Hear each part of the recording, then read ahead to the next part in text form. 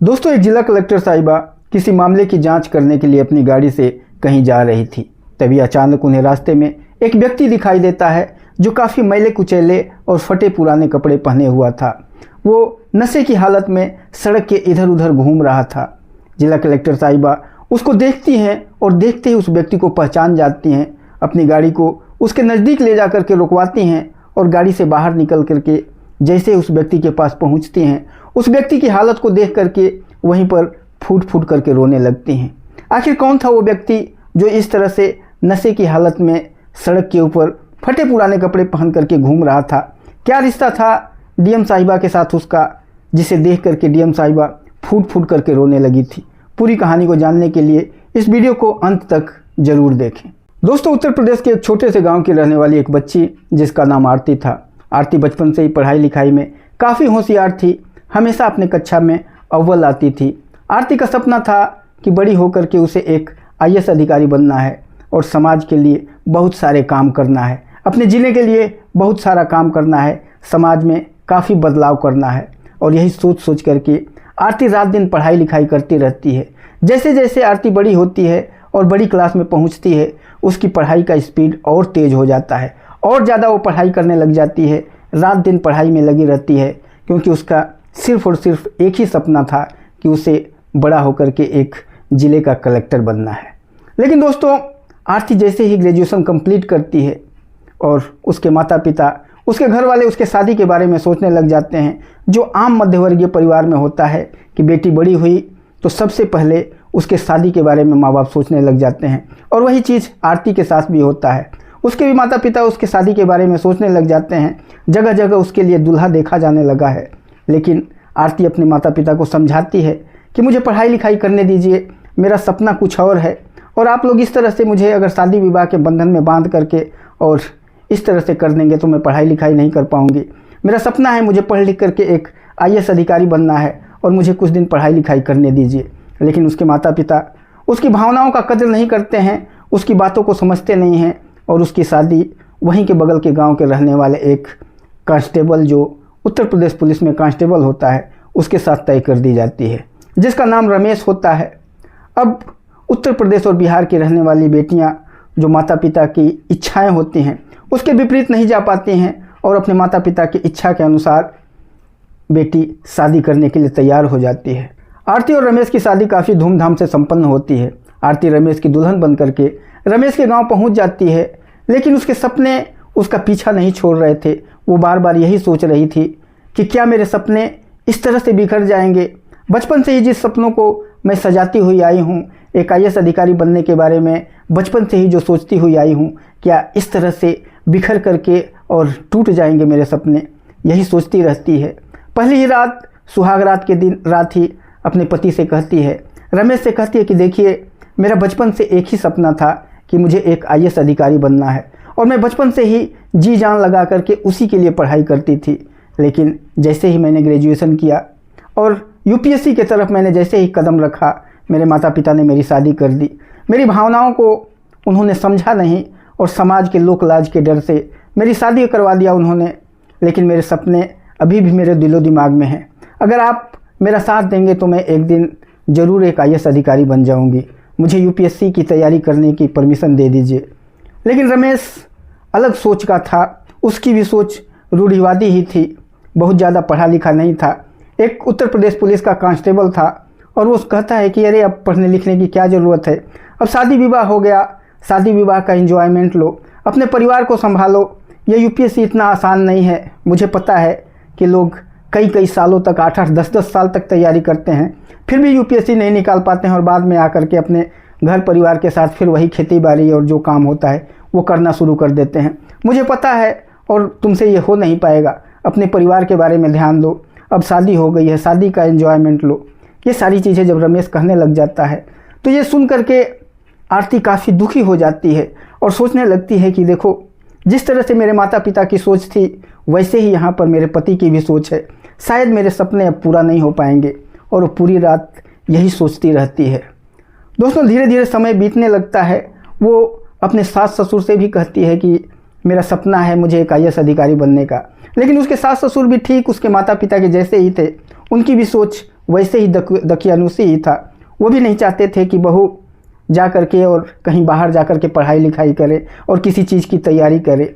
वो भी उसको कहते हैं कि देखो अब जो पढ़ना लिखना था तुमने पढ़ लिख लिया, अब ससुराल में आई हो, अपने ससुराल को संभालो, अपने पति को संभालो। अब कुछ दिनों के बाद बच्चे होंगे, नाती पोते होंगे, अब अपने सास ससुर को नाती पोता देने के बारे में सोचो। अब ये अपना यूपीएससी और ये तैयारी पढ़ाई लिखाई के बारे में मत सोचो। ये सब चीज़ें हम लोग को अच्छा नहीं लगता है। तुम्हारा पति कमा रहा है, उत्तर प्रदेश पुलिस में अच्छा पैसा उसको मिल रहा है, परिवार अच्छे से चल रहा है, तुम्हें ज़्यादा पढ़ने लिखने की ज़रूरत नहीं है। जब ये सारी बातें उसके सास ससुर से कहते हैं, उसके पति ने भी कह दिया, उसके सास ससुर ने भी कह दिया, उसके माता पिता ने भी नेगलेक्ट कर दिया। अब वो चारों तरफ से बिल्कुल घिर चुकी थी, लेकिन वो अपने सपनों को तोड़ना नहीं चाहती थी। कुछ ही दिन अपने पति के साथ रहती है, उसके बाद वो डिसाइड कर लेती है कि नहीं, मुझे अब अपने पति के साथ नहीं रहना है। सबसे पहले जो मेरा जो सपना है आईएएस बनने का, उसको मुझे पूरा करना है, चाहे इसके लिए मुझे अपने पति का साथ छोड़ना पड़ेगा।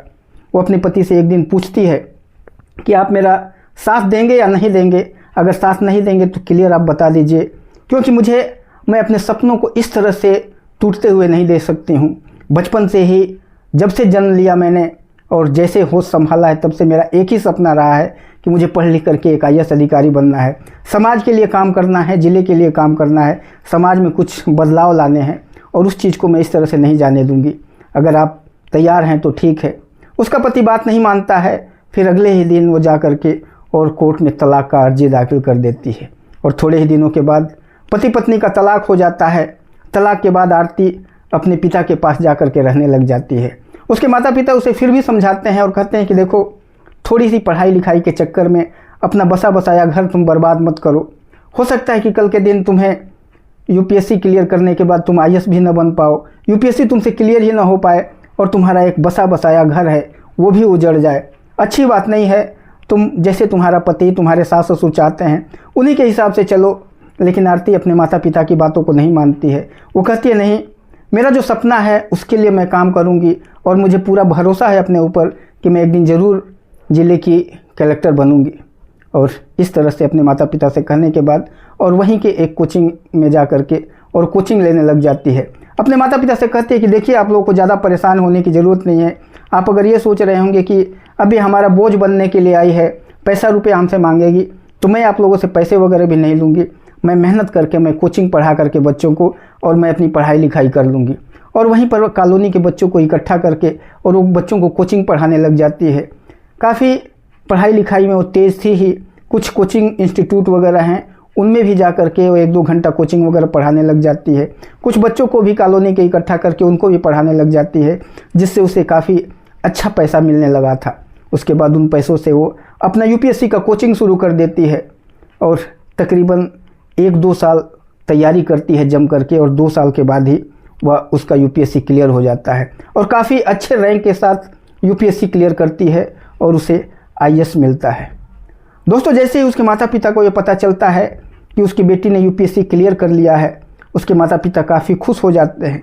गांव के लोगों को जब पता चलता है तो गांव के लोग कहने लग जाते हैं कि इस बेटी के बारे में तो बचपन से ही हम लोगों को पता था, सब जानते थे कि ये बेटी एक दिन आगे चल करके ज़रूर एक बड़ा मुकाम हासिल करेगी, और आज उसने हासिल कर ही लिया है। उसके बीच में काफ़ी सारे उसको परेशानियां आई, लेकिन फिर भी उसकी सोच और उसकी जिद जो है उसे आज उस मुकाम तक पहुंचा ही दिया। लड़की आज आईएएस बन चुकी थी। गांव के सारे लोग काफ़ी खुश थे, घर परिवार रिश्तेदार सारे लोग खुश थे, जगह जगह मिठाइयाँ बांटी जा रही थी। उसके बाद वो अपने माता पिता से मिल करके और ट्रेनिंग के लिए चली जाती है, और ट्रेनिंग करने के बाद एक ज़िले में पोस्टिंग होती है। तकरीबन 1 साल के बाद उसे एक दूसरी पोस्टिंग मिलती है, और वहाँ पर जा कर के वो एक जिला अधिकारी का पदभार ग्रहण करती है। इधर उसका पति रमेश सारे अवैध कामों में लिप्त हो चुका था। घूस लेना, अवैध वसूली करना, और इधर उधर हथियार वगैरह का, नशीली पदार्थों का स्मगलिंग करवाना, सारा गलत काम वो करने लग गया था। और इसके अलावा एक लड़की के साथ वो अवैध शारीरिक संबंध स्थापित करने लग गया था। वो लड़की उसी के पास रहने लगी थी बिना शादीशुदी किए हुए, और उसके साथ वो शारीरिक संबंध बनाता था। वो लड़की तो पैसे की मारी हुई थी, उसको तो पैसे चाहिए होता है, और इसके पास पैसे की कोई कमी नहीं थी। सारा अवैध काम कर रहा था, 2 नंबर के पैसे इसके पास धुआंधार आ रहे थे, और उस लड़की के ऊपर ये पैसे उड़ाने लगता है। धीरे धीरे वो लड़की इसके सारे एविडेंस अपने पास इकट्ठा कर लेती है कि ये कैसे कैसे कहाँ कहाँ से धन उगाही करता है, किस किस लोगों से ये पैसे लेता है। उसका सारा एविडेंस अपने मोबाइल में इकट्ठा करने के बाद एक दिन इससे और भी ज़्यादा पैसे वो मांगने लग जाती है और कहती है कि इतने पैसे मुझे दे दो, नहीं तो मैं तुम्हारा सारा एविडेंस, सारी चीज़ें मेरे पास है, ये मैं तुम्हारे एसपी को और बड़े अधिकारियों को ले जा कर के दे दूँगी।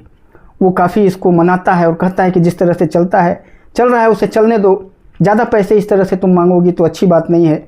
लेकिन वो नहीं मानती है, इससे पैसा मांगती है और उसके बाद जब ये मना कर देता है, कहता है कि इतने पैसे तो मेरे पास है ही नहीं, मैं सारे 2 नंबर का काम करने के बावजूद मेरे पास इतने पैसे नहीं हैं कि मैं तुमको दे पाऊँगा।